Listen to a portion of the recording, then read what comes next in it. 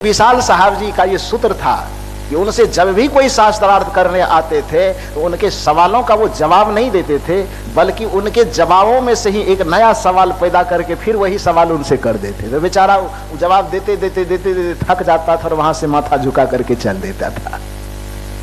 यह फॉर्मूला सदगुरु श्री अभिलाष साहब जी ने भी अपनाया। और चूंकि वो कबीर साहब के अनुयायी थे, तो जब कबीर के शिष्य इतने तीरंदाज हो सकते तो कबीर साहब नहीं होंगे क्या? पंडित जी ने कहा कि आप रोते क्यों हैं? मौलवी साहब ने कहा आप रोते क्यों हैं? कबीर साहब ने कहा कि अच्छा, मेरे रोने की बात छोड़िए, पहले ये बताइए कि आप लोग जो जीवन भर रोते हैं, कोई भगवान को पुकार रहे हैं, कोई अल्लाह को पुकार रहे हैं, तो आप बार बार क्यों पुकारते, क्यों रोते हैं, क्यों बेचैन है, क्यों परेशान है? तो उसने कहा कि और बात तो छोड़िए, हम मौलवी हैं, हम पंडित हैं, भगवान की पूजा करते हैं, भगवान को पुकारते हैं, उन्हें बुलाते हैं, उनका दर्शन चाहते हैं, वो दर्शन नहीं देता। हमारी विकलता, हमारे रोने का यही कारण है। मौलवी साहब ने कहा कि पंडित जी जब ये उत्तर देते, हम भी दूसरा उत्तर काहेल देंगे, हम भी वही उत्तर देते हैं। मौलवी साहब ने भी कहा कि कबीर साहब, हमारे भी रोने का ये कारण है कि दिन रात अल्लाह अकबर चिल्लाते हैं, अल्लाह को पुकारते हैं, कभी आकर के मेरे खैरियत वो नहीं पूछते, दर्शन नहीं देते, इसलिए मेरे रोने का वही कारण है। कबीर साहब ने कहा कि अब तुम दोनों जब अपना कारण बता दिए हो, अब मेरा कारण सुनो। आपको सुनाऊं कि ना सुनाऊं? सुनाऊं?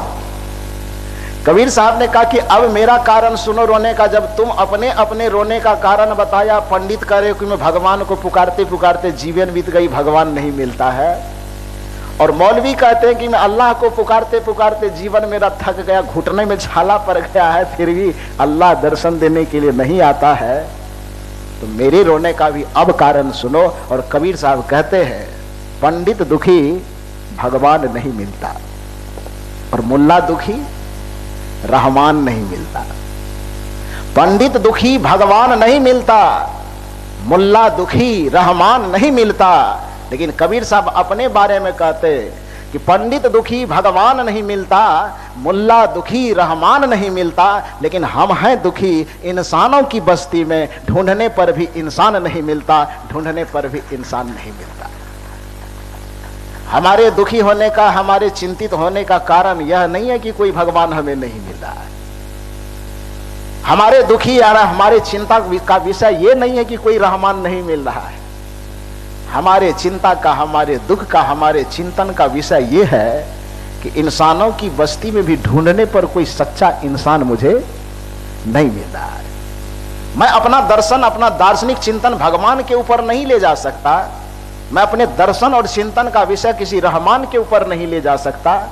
मैं अपने दर्शन और चिंतन का केंद्र बिंदु यदि बनाना चाहता हूं, रखना चाहता हूं, केवल इंसान, केवल मनुष्य को रखना चाहता हूं। यही कारण है कि हर जगह कबीर साहब ने इंसानियत को महत्व दिया। कुछ धार्मिक लोग कबीर साहब के पास जाते हैं और उन्होंने कहा कि हमें मंदिर बनाना है, किसी ने कहा हमें मस्जिद बनाना है। बीजक की पंक्ति को याद कीजिए, कबीर साहब ने क्या कहा, किस शर्त पर बना रहे? चूंकि मैंने पहले कहा कि दुनिया के दूसरे अन्य संप्रदायों में, अन्य विचारधारा में और सदगुरु कबीर के चिंतन, दर्शन और विचारधारा में जो महान अंतर है, वह महान अंतर यह है कि और धर्म और धार्मिक विचारधारा यह कहती है कि धर्म की रक्षा के लिए मनुष्यता की भी हत्या करनी पड़ी तो कर दो, और करता है। यही कारण है कि आप इतिहास को पलट करके देखेंगे तो शायद विश्व के जितने भी गुलाम देश हैं, सभी देशों को आजाद करवाने में जितने लोगों को कुर्बानी नहीं देनी पड़ी, विश्व के जितने गुलाम देश थे, सभी देशों को आजाद करवाने में जितने खून नहीं बहे, उससे ज्यादा यदि आप धार्मिक इतिहास, धार्मिक परंपरा को पलट करके देखेंगे तो उससे कई गुना नहीं बल्कि कई हजार गुना धर्म के नाम पर गला काट करके रक्त बहा दिया गया है। धर्म के अन्य विचारधारा कहते हैं, नाम लेने की जरूरत नहीं, नाम लेने पर आजकल सोशल मीडिया का जमाना है, बहुत बवंडर हो सकता है, समझ लीजिए केवल। दूसरा लोग कहता है कि धर्म के नाम पर यदि फलाना आदमी हमारे धर्म में नहीं आता, उसका गला भी काट दो। कहता है कि नहीं कहता है? दूसरे लोग कहता है कि हमारे धर्म को नहीं मानता तो वो नास्तिक है, वो काफिर है, वो फलाना है, वो चिलाना है, हर कोई यह कहता है। कबीर साहब कहते हैं कि धर्म के लिए हम मनुष्य को नास्तिक नहीं कह सकते। कबीर साहब कहते हैं कि किसी संप्रदाय को न मानने के कारण हम किसी को काफिर नहीं कह सकते। किसी संप्रदाय, किसी पंथ, किसी परंपरा को न मानने के कारण हम मनुष्य को ढोल और गंवार नहीं कह सकते। किसी परंपरा और प्रथा को न मानने के कारण किसी मनुष्य को हम अनपढ़ और जाहिल नहीं कह सकते, पशु नहीं कह सकते। कबीर साहब कहते हैं कि जितने भी धर्म रीति रिवाज हैं वो मेरे नजर में सिर्फ और सिर्फ मनुष्य के लिए है। तो कोई मंदिर के लिए मनुष्य का गला काटने के लिए तैयार है, कोई विचारधारा मस्जिद के लिए मनुष्य का गला काटने के लिए तैयार है। आज किसी के नारों में मनुष्य खतरा में नहीं दिखाई देता। एक रेडियो से आवाज आती है सावधान हमारा धर्म खतरे में है, तो दूसरे रेडियो से भी आवाज आती है कि हमारा धर्म खतरे में है। कबीर दोनों के बीच में खड़े होकर के कहते भाई देखो, न तुम्हारा धर्म खतरा में है न तुम्हारा धर्म खतरा में है, हमको तो केवल इतना ही नजर आता है कि आज मनुष्यता खतरे में है, इस मनुष्यता को बचाने की जरूरत है। क्योंकि मंदिर न रहे फिर भी मनुष्य का कुछ नहीं बिगड़ेगा, मस्जिद न रहे फिर भी मनुष्य का कुछ नहीं बिगड़ेगा। कबीर साहब कहते लोगों ने कहा मंदिर बनाने के लिए मनुष्य को काटा जा सकता है, कुछ ने कहा कि मस्जिद बनाने के लिए मनुष्य की कुर्बानी दी जा सकती है। कबीर वहां बीच में खड़े थे। कबीर ने कहा कि पहले मुझसे भी पूछ लो जरा सा। और सदगुरु कबीर से जब पूछा गया तो देखिए सदगुरु कबीर का दर्शन मनुष्य के ऊपर आकर के केंद्रित होता है और वो कहते हैं मंदिर तोड़ो, तोड़ना नहीं, वैसे मैं ये फरमान जारी नहीं कर रहा हूं कि तोड़ देना तोड़ना, तोड़ने की नौबत आवे तो तोड़ भी देना। कब तोड़ना? जैसे एक उदाहरण मैं देता हूं। सुबह सुबह ही चर्चा हो रही थी कि मनुष्य अपने शरीर से बहुत ज्यादा प्रेम करता है। ये सुबह के सत्र में चर्चा हुई थी ना। तो कल्पना कीजिए कि आप जितने लोग बैठे हैं, शरीर का कौन सा अंग है आपका जिससे आप प्रेम नहीं करते? कोई अंग है ऐसा? कोई अंग ऐसा नहीं है कि जिससे आप प्रेम नहीं करते। तो मान लीजिए कि आप अपने हाथ से, दुनिया के जितने भी मनुष्य, सभी आदमी अपने हाथ से बहुत प्रेम करता है ना। आप लोग करते हैं कि नहीं? करते हैं। मैं जब प्रवचन करूं तो थोड़ा बोला कीजिए आप लोग। हाँ, इधर वाले तो बोल भी देते, इधर वाले खाली ऐसे मुड़ी झुलाने से काम चलाता है तो सभी मनुष्य अपने आप से, शरीर से प्रेम करते हैं। हाथ से प्रेम करते हैं कि नहीं? हाँ, प्रेम करते हैं। लेकिन कल्पना कीजिए थोड़ी देर के लिए, गुरुदेव न करे ऐसा हो, लेकिन उदाहरण के लिए मैं समझा रहा हूं कि किसी के हाथ में कोई ऐसा घाव हो जाए, ऐसी कोई परेशानी हो जाए और आप डॉक्टर के पास जाइए। डॉक्टर आपके हाथ को देख रहा है और डॉक्टर साहब कह रहे हैं कि हाथ में जो घाव है ये असाध्य घाव है, ये छूट नहीं सकता। यदि इस हाथ को आप बचा सकते हैं, बचाना चाहते हैं, तो इससे आपके जीवन पर खतरा है। कुछ ही दिन में ये घाव पूरे शरीर में फैल जाएगा और आप मर जाएंगे। और दूसरा कंडीशन यह है कि यदि आप कुछ दिन जिंदा रहना चाहते हैं बहुत बढ़िया ढंग से, आत्माराम बाबू, तो इस हाथ को काट करके हटा दीजिए। आप जितने समझदार लोग यहां बैठे हैं वह बताइए दोनों में से कौन सा ऑप्शन आप चूज कीजिएगा? मेरी बात आप समझ रहे हैं कि नहीं? पूरे शरीर से प्रेम है आपको, हाथ से भी प्रेम है, बेशक प्रेम है, लेकिन कुछ इसमें पीड़ा आ गई, कुछ परेशानी आ गई। डॉक्टर के पास जाने पर डॉक्टर ने कहा कि हाथ का घाव असाध्य है, छूटना मुश्किल है। यदि आप हाथ को सुरक्षित रखना चाहते हैं तो कंडीशन नंबर 1 कि हाथ सुरक्षित रहेगा, लेकिन ये घाव पूरे शरीर में फैलेगा और कुछ ही दिन के बाद आप मर जाएंगे। दूसरा कंडीशन मैं ये बता रहा हूं कि यदि अपने जीवन को कुछ दिन तक और सुरक्षित रखना चाहते हैं तो आप इस हाथ को काट करके फेंक दीजिए। दोनों कंडीशन जब आपको सुनाए जाएंगे तो आप बताइए थोड़ा जोर से, भिलाई वाला स्टील प्लांट वाला ताकत से, कि दोनों कंडीशन में से आप कौन सा कंडीशन चुनिएगा? हाथ रखने वाला कि हाथ काटने वाला? हाँ, काटने वाला। कबीर साहब कहते ठीक उसी प्रकार से हाथ महत्वपूर्ण है, हाथ प्यारा है, हाथ कीमती है, लेकिन जीवन के कीमत पर नहीं। हाथ से ज्यादा महत्वपूर्ण जीवन है। केंद्र बिंदु में हाथ नहीं है, केंद्र बिंदु में जीवन है। जीवन की सुरक्षा के साथ जब तक यह हाथ खिलवाड़ नहीं कर रहा है तब तक हाथ से तो प्यार किया जा सकता है, लेकिन यह हाथ यदि हमारे जीवन पर खतरा पैदा करने लगे तो इस हाथ को काट करके फेंकने में भी हिचक नहीं होगी, काट करके फेंका जा सकता है।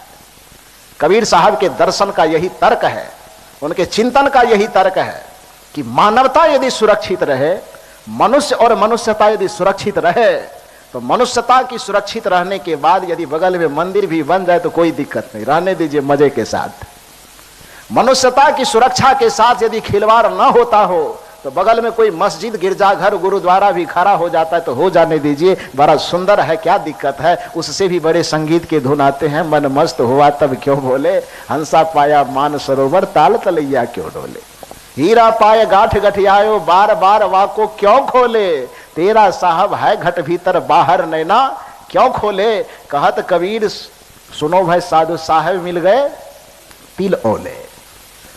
कहीं से यह धुन सुनाई देंगे, कहीं से भी कुछ सूत्र मिलेगा।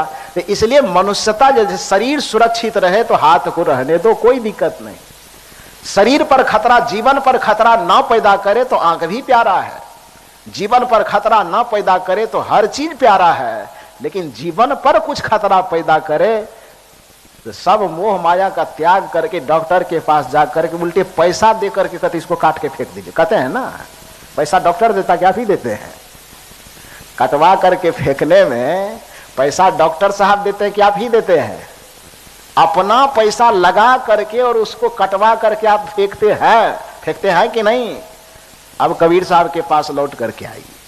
कबीर साहब वही कहते हैं कि जैसे जीवन पर खतरा पैदा करने पर आंख को भी निकाला जा सकता है, जीवन पर यदि खतरा पैदा करे तो हाथ को भी कटवाया जा सकता है, जीवन पर यदि खतरा पैदा करे तो अपना पैसा लगाकर अपने ही पैर को कटवाया जा सकता है, उसी तरह से मनुष्यता पर यदि खतरा पैदा करे तो मंदिर को भी तोड़ा जा सकता है, मनुष्यता पर खतरा पैदा करे तो मस्जिद को भी तोड़ा जा सकता है। तोड़ दो, कोई दिक्कत की बात, पहले मत तोड़ना, खतरा पैदा करे तब तोड़ना। मंदिर तोड़ो, मस्जिद तोड़ो तो कुछ नहीं मुजाकार बंदे, तो कुछ नहीं मुजाका। बचाना किसे है?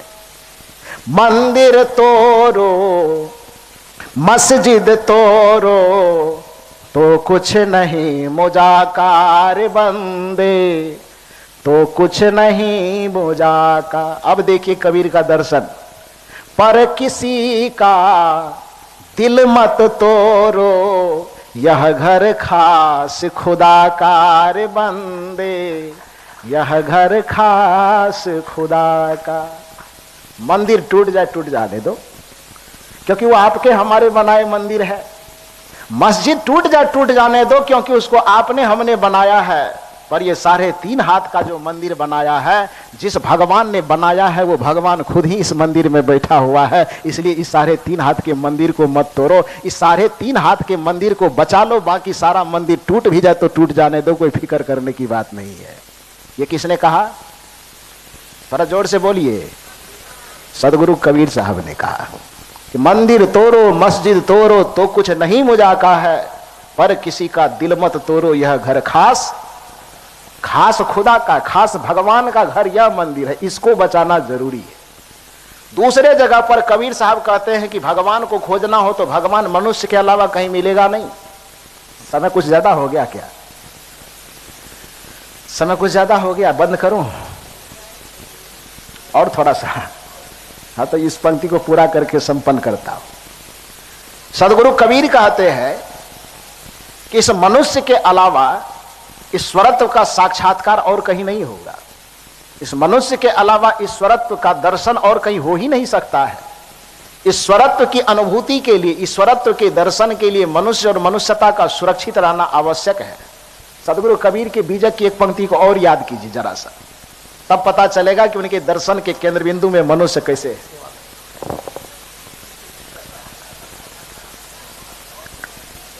ये क्या हो गया?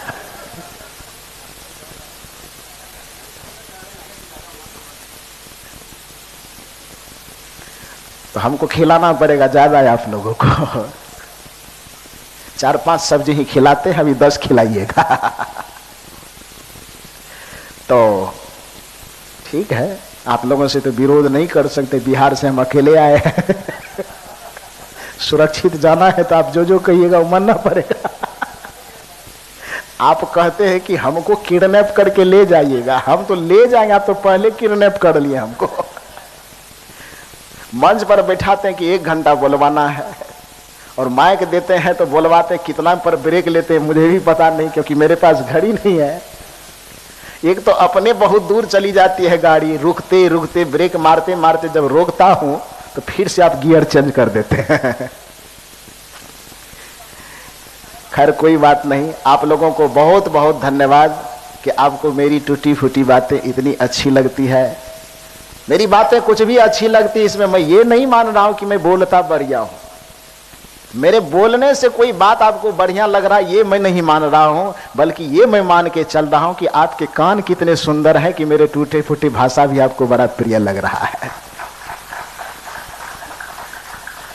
ये बातें प्रिय लग रही, इसलिए आप मेरे मुंह को धन्यवाद दीजिए कि न दीजिए, मैं आपके कान को जरूर धन्यवाद देता हूं, आपका हार्दिक अभिनंदन करता हूं। बहुत बहुत धन्यवाद। तो थोड़ा सा इसको मैं पूरा करके फिर तब उधर चलूं। अब तो कबीर साहब क्या कहते हैं कि ईश्वरत्व का अनुभव जब भी होगा वो मानवत्व के मंदिर में ही होगा। यही कारण है कि हमारे परंपरा में, सनातन परंपरा में ईश्वर की पूजा हमने कब शुरू किया? जब उस ईश्वरत्व का अवतरण मानवत्व के रूप में घटित हुआ। अन्यथा ईश्वर को हम पूछते तक नहीं। ये मैं नहीं कह रहा हूं, ये कबीर साहब नहीं कह रहे हैं। अब चूंकि विद्वान लोग बैठे हुए तो इस चीज का समर्थन करेंगे आप कि हमारे सनातन परंपरा में ईश्वर का जो अवतार माना जाता है वो कितने अवतार हैं? आप लोग बताइए जरा सा, कितने अवतार? 10 कि 9? अरे 24 तो जैन धर्म के अनुसार है। हिंदू धर्म के, सनातन धर्म के अनुसार कितने हैं? 10 में जिसमें 9 हो चुका है और 10वां आने वाला, अल्ट्रासाउंड करवाइए तब पता चलेगा कब आएगा। 10वां आया नहीं है। कल की अवतार आया है यदुनंदन बाबू? आया नहीं ना अभी? नहीं आया है। तो 10वां अवतार आया नहीं, अभी 9 आ चुके हैं। 9 में सबसे पहले जो ईश्वरत्व का उद्घाटन, अवतरण इस धरती पर हुआ वो किस रूप में हुआ? आज आप लोगों, मैंने कहा कि यूपीएससी का परीक्षा देना है आप लोगों को। बड़ा केवल ये कहने से काम थोड़े चलेगा कि गर्व से कहो हम, वही कहने से खाली होगा। तो उसका फॉर्मूला भी रखता होगा। सनातन धर्म में ईश्वरत्व का जो अवतरण हुआ वह सबसे पहले किस रूप में हुआ? कोई नहीं बताएगा। खाली दुर्गा मैया की जय, काली मैया की जय, वो कहने से नहीं होगा। ईश्वरत्व का सबसे पहला अवतरण, ईश्वरत्व का सबसे पहला रूप इस धरती पर प्रकट हुआ मछली के रूप में, मत्स्य अवतार। समझ रहे हैं? माना मछली के रूप में भगवान इस धरती पर पहले आए। मैं नहीं कह रहा हूं, ये सनातन धर्म के मानने वाले जितने पंडित हैं वो पंडित कह रहे हैं। आप विद्यार्थी बन करके विद्यालय में पढ़ने जाते हैं तो आपका विद्यालय भी यह पढ़ाता है कि नहीं? संस्कृत में हम लोग बिहार में ये कोर्स में दिया जाता है 10वां अवतार। अब 10 अवतार का वर्णन किया जाता है। शायद 8वां या 9वां में उधर चलता, इधर कौन में चलता हो पता नहीं। समझ रहे हैं बात को? तो ईश्वर का जो अवतार सनातन धर्म के बड़े बड़े धर्मावलंबी स्वीकारते हैं, उस ईश्वरत्व का अवतरण सबसे पहले किस रूप में होता है? मछली के रूप में, अर्थात मत्स्य अवतार। तो मछली के रूप में भगवान धरती पर प्रकट हुए पहले। और भगवान बिहार वाले, छत्तीसगढ़ वाले आदमी के घर घर जा करके, निशा मैडम के घर पे जा करके, उधर यदुनंदन बाबू के घर पे जा करके, और जिसका नाम मैं नहीं भी जानता हूँ सबके घर पे जा करके वो मछली वाला भगवान कहते हैं हाथ जोड़ करके कि हे हो। और तो बिहारी भाषा आ जाएगा, यहाँ क्या कहेंगे? समझ रहे हैं? तो वो कहता है कि सुनिए न जरा सा, हम ही भगवान है, थोड़ा हमको पहचान लीजिए। तो घर से यहां से आदमी निकलता और मुंह टेढ़ा के करते, भगवान आप ही भगवान है। सब्जी कुछ नहीं मिलती है तो आपको बिना नमक तेल मिलाए भी चटनी बना करके खा जाते हैं, आप भगवान खाते। भगवान पहला अवतार जब भगवान के रूप में इस धरती पर आता है, पूरे दुनिया के सामने चिल्ला चिल्ला करके कहता है कि मैं भगवान का अवतार हूं, मुझे भगवान मानो, मेरी पूजा करो। लेकिन हजारों करोड़ों वर्ष बीत जाने के बावजूद आज तक किसी मनुष्य ने मछली भगवान का मंदिर कहीं नहीं बनाया है। बनाए क्या सनातन धर्मियों? गर्व से कहो हम अपने भगवान के पहला रूप का मंदिर आपने बनाया है?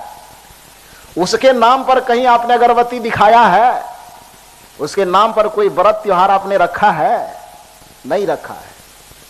मछली वाला भगवान बेचारा मुंह लटका करके चला गया। उसने सोचा गड़बड़ हो गया, एक जन्म मेरा बेकार हो गया। वो चले गए, दूसरा अवतार लेके दूसरा रूप में आए। दूसरा रूप कौन सा है आपके भगवान का? वो हमारा भी है, ये चिंता मत कीजिए। नहीं, वराह दूसरा नहीं है, वो तीसरा नंबर पे है। दूसरा नंबर में कौन आया? कच्छप अवतार, कछुआ वाला।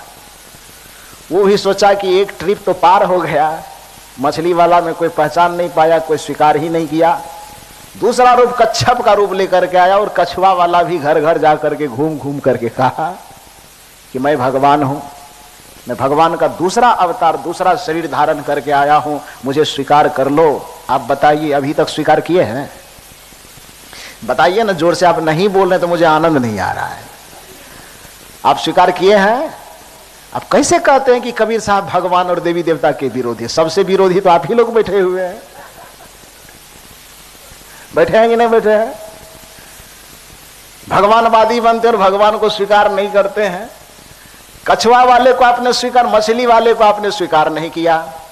कछुआ वाले को आया, कछुआ वाला हाथ जोड़ जोड़ करके कहता रहा। वो कछुए वाले से आपने कहा कि आपका पूरा चटनी तो नहीं बनाते हैं, लेकिन जरूरत पड़ने पर पीस काट करके पनीर की क्षतिपूर्ति आपसे कर लेते हैं। आपको कैसे भगवान मानो? उसको भी आपने नकार दिया। दो को आपने स्वीकार नहीं किया। तीसरा भगवान तीसरा रूप लेकर के आया। कौन सा? उसका तो नाम सुन के ही आप नाक बंद कर लेंगे। तीसरा वाला भगवान किस रूप में आया? वराह। ये बड़ा प्यारा नाम आप लोगों ने रखा, वराह। और उसका जो शुद्ध नाम लोक में प्रचलित है, उसका क्या नाम है? आए? सुगर नहीं है साहब, सुअर है।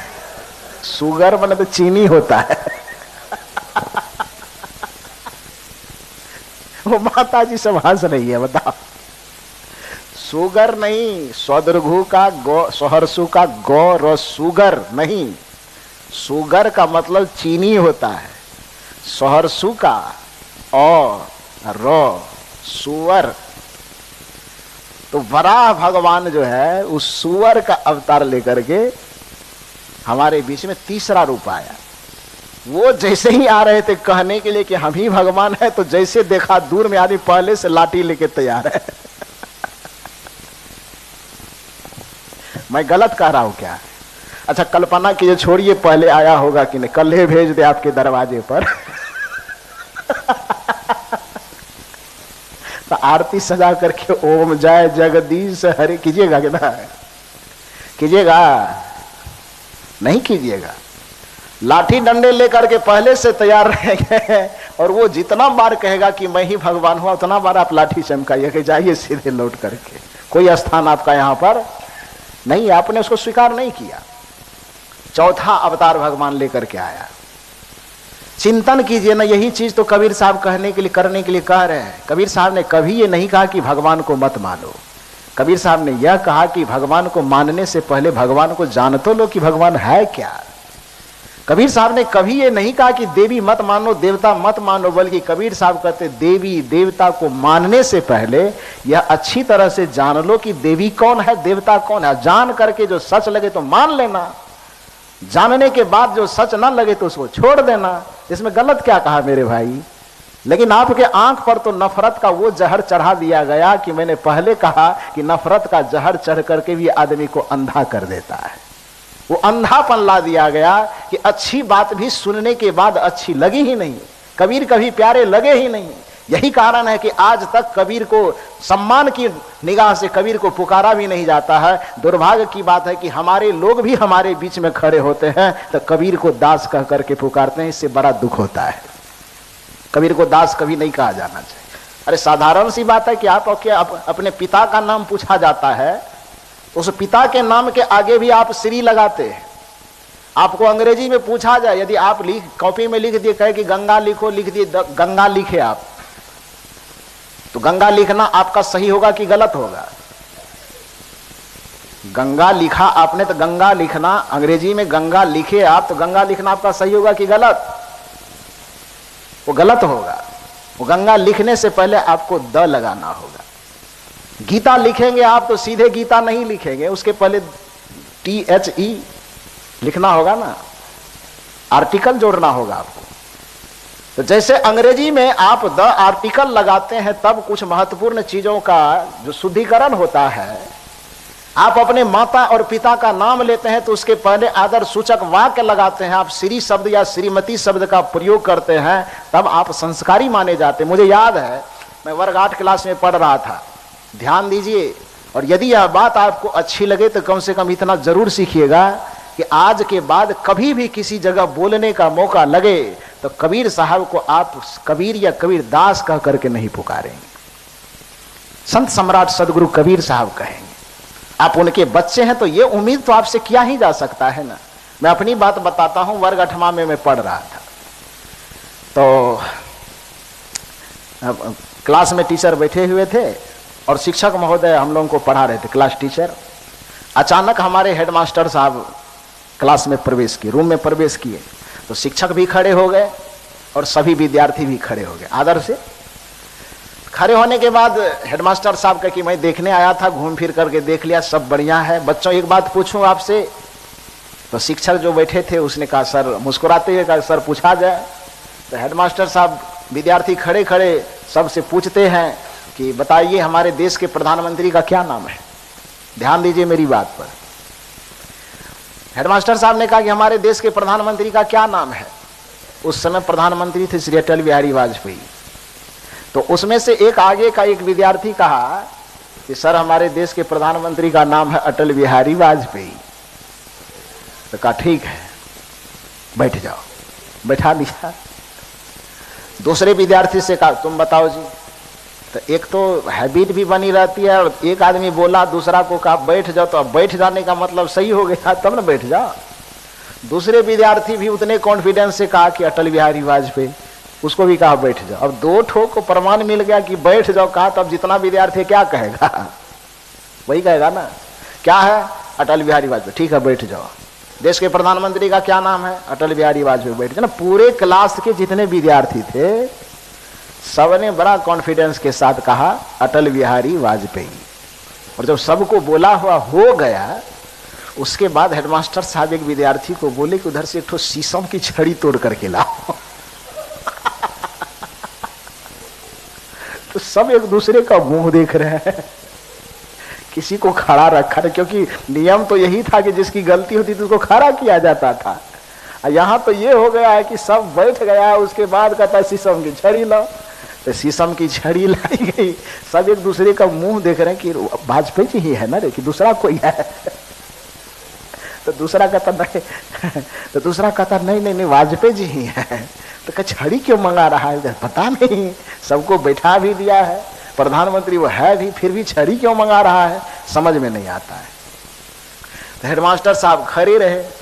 जिस बच्चे को कहा गया था तो उछल करके गया लाने के लिए, पतला वाला एकदम लंबा। आप लोगों को पढ़ा है कभी कि नहीं पढ़ा है? पढ़ा होगा।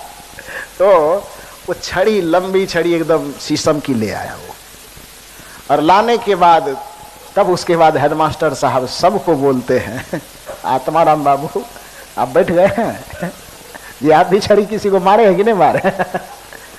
आप मारे हैं तो बदला लेगा, ध्यान लीजिएगा। जी। तो मंत्री जी आ गए? हाँ मैं जल्दी जल्दी छड़ी मार लेता हूं। नहीं तो मंत्री जी को भी आने दीजिए, उसके लिए भी छड़ी की व्यवस्था की जाएगी। तो ठीक है, कुछ व्यवस्था करने के लिए जाए उधर। तो मैं कह रहा था कि हेडमास्टर साहब वो छड़ी लेकर के आए, और छड़ी मंगवाने के बाद कहा सभी विद्यार्थी को कि अब जितने विद्यार्थी बैठे हो सब खड़े हो जाओ। सब विद्यार्थी खड़ा हुआ। खड़ा होने के बाद सबसे पहले 2-2 छड़ी एकदम सबके पीठ पर सटासट मारा। हमको भी लगी थी, अभी भी दर्द कर रहा है। सटासट छड़ी मारा। सब एक दूसरे का मुंह देख रहे कि सर मारा क्यों आपने? हेडमास्टर साहब ने कहा कि आपके पिताजी का नाम आपसे पूछा जाता है तो उसमें श्री लगा करके आप पिताजी का नाम कहते हैं, और देश के प्रधानमंत्री का नाम पूछा गया, जितने बच्चे हैं सबने कहा कि अटल बिहारी वाजपेयी। तो वाजपेयी जी जब जन्म लिए थे तो उसके चानी में तेल लगाने के लिए तो ही लोग गया था।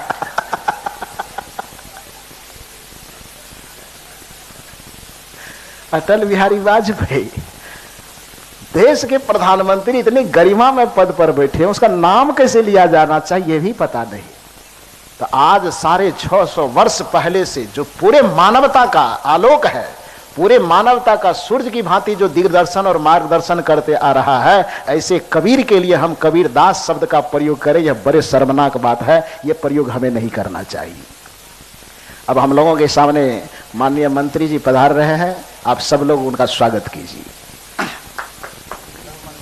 जी, गृह मंत्री जी, छत्तीसगढ़ प्रदेश जी के गृह मंत्री जी।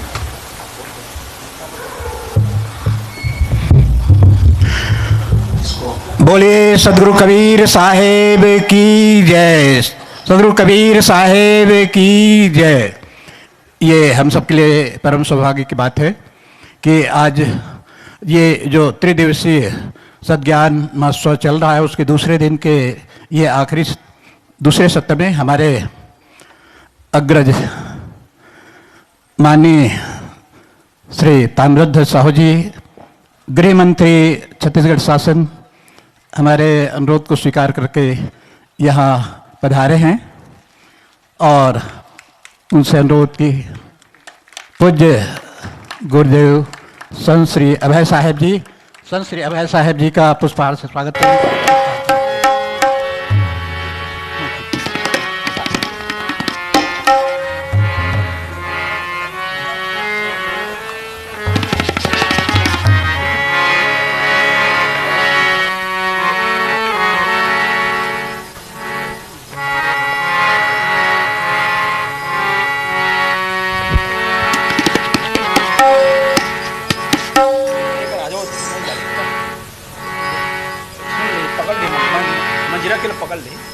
बोलिए।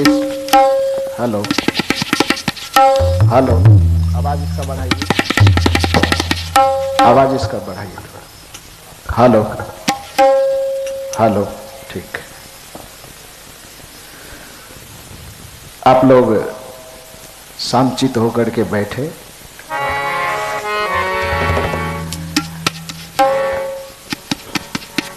भजन प्रस्तुत करने के लिए कहा गया है। वैसे इतने अच्छे अच्छे भजन आप लोग मुझे सुना चुके हैं, मुझे अलग से गाने की हिम्मत नहीं हो रही है, लेकिन इस प्रदेश के माननीय गृह मंत्री जी हमारे सामने बैठे हुए हैं तो हमें डरने की कोई जरूरत नहीं है।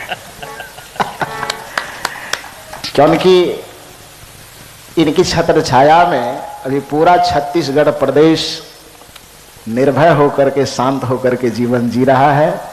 गुरुदेव ऐसी दया करे कि इनका यह पद निरंतर उत्तरोत्तर इतना बढ़ता चला जाए कि पूरा प्रदेश इनके विकास के आलोक से आलोकित होता रहे। तो इनकी छत्र छाया में मैं ये हिम्मत कर रहा हूं कि आपके बीच कुछ गा पाऊं। तो चूंकि जो प्रसंग चल रहा था उस प्रसंग के अनुसार तो इसको अब गाने की जरूरत नहीं है। एक नया भाव से नया पद में आपके सामने प्रस्तुत करता हूं कि धरती के जितने मनुष्य हैं, सभी मनुष्य सुख की अभिलाषा लेकर के कुछ न कुछ प्रयास करता है, भौतिक स्तर से भी आध्यात्मिक स्तर से भी। लेकिन सुख की अभिलाषा लेकर के जिन जिन चीज का वह संयोग करता है, जिन जिन चीज को वह जमा करता है, उन चीजों से उनकी अभिलाषा पूरी हो नहीं पाती है। इसी भावना को एक पद में पिरोया गया है जो आपके सामने प्रस्तुत कर रहा हूं। इसको बढ़िया से सुनिए आप लोग। जब तक अर्थ कमाया लाया पलरा होता भारी। भाव यह है कि जब तक मनुष्य के शरीर में जवानी है, जब तक मनुष्य के जंघे में ताकत है, अपने पैर पर सही सलामत खड़ा हो पाता है, तब तक वह सुख की व्यवस्था करने के लिए जितने भी चीजों को जमा किया जा सकता है अपनी सारी ताकत लगा देता है। लेकिन उसके बावजूद भी होता क्या है, इस भजन में वही सारांश छिपा हुआ है। जब तक अर्थ कमाया लाया पलरा होता भारी। उम्र धीरे धीरे भारी होता चला जाता है।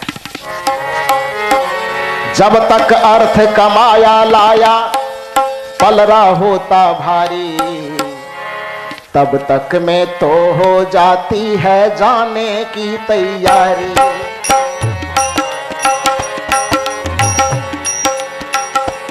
थोड़ा ध्यान से सुनिए, इसका अर्थ बहुत बढ़िया से समझ में आ जाएगा। जब तक अर्थ कमाया लाया पलरा होता भारी।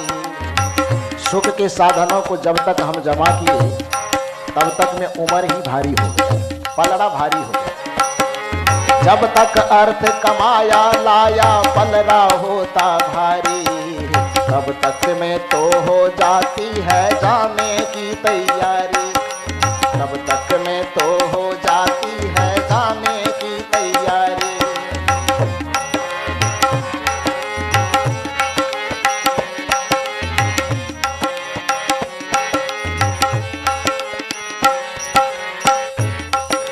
पहली व्यवस्था क्या करता है मनुष्य?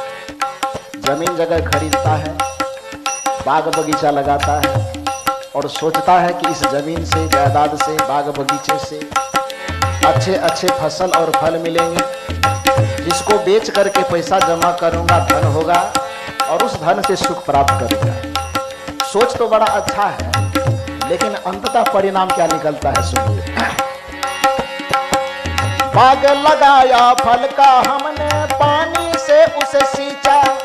बाग लगाया फल का हमने पानी से उसे सींचा। खरपतवार हटाने में ही सारा जीवन बीता। यह बात सच है कि नहीं? बाग लगाया फल का हमने पानी से उसे सींचा।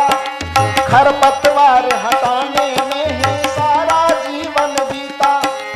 वृक्ष हुआ तैयार जब अब फल खाने की बारी। वृक्ष हुआ तैयार जब अब फल खाने की बारी। तब तक में तो हो जाती है जाने की तैयारी। तब तक में तो हो जाती है जाने की तैयारी। जब तक अर्थ कमाया लाया पलरा होता भारी। जब तक अर्थ कमाया लाया पलरा होता भारी। तब तक में तो हो जाती है जाने की तैयारी। तब तक में तो हो जाती है जाने की तैयारी।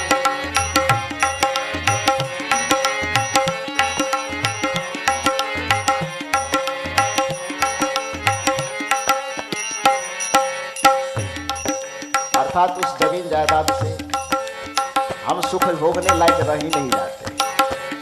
जब तक में सुख भोगने की सारी चीजें जमा होती तब तक में हमारा उम्र ही गायब हो जाता। दूसरे पंक्ति में इस भाव को पिरोया गया है कि बाग बगीचे लगा करके हमने देख लिया लेकिन सुख प्राप्त नहीं कर पाए।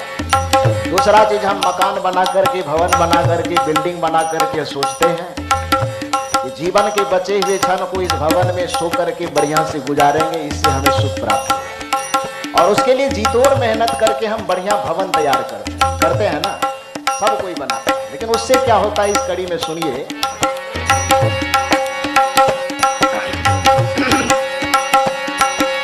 जल में भींगा जला धूप में तब तो ईंट लगाया।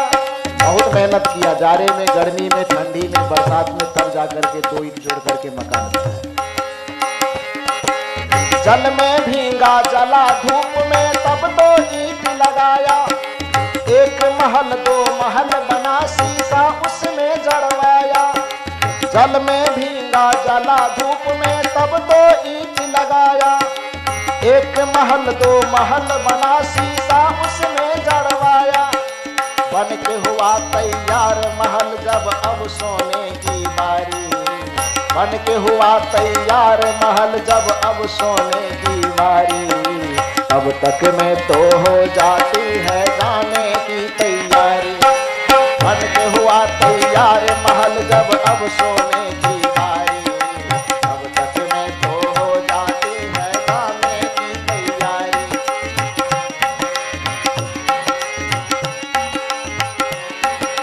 जब तक अर्थ कमाया लाया पलरा होता भारी, जब तक अर्थ कमाया लाया पलरा होता भारी, तब तक में तो हो जाती है जाने की तैयारी। तब तक में तो हो जाती है जाने की तैयारी।